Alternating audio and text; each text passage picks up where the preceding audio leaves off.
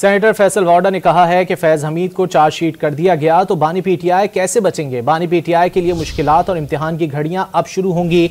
ISPR के बयान पर रद्द-ए-अमल जाहिर करते हुए उन्होंने कहा कि कोई इब्हाम नहीं होना चाहिए कि कार्रवाई का दायरा वसी होगा और बानी पीटीआई और उनके हवारियों का भी ट्रायल किया जाएगा। राइटली सो, बिल्कुल ठीक काम हुआ है।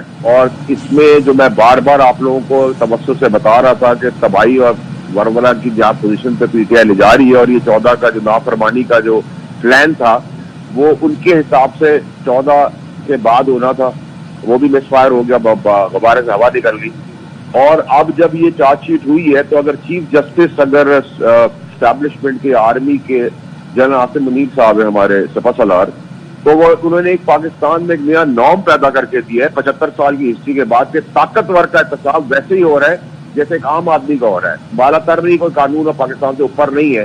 तो अब आप भी समझते, जो मैं कह रहा था, जिसका मैं 2.5 साल से जिक्र कर रहा था कि इमरान खान साहब भी इस लपेटे में अब आ जाएंगे और उनके हवारी भी, और यही प्लान का हिस्सा था पीटीआई की जो बीबी और उनके लोग कर रहे थे। तो इस चीज से मैं रोक रहा था।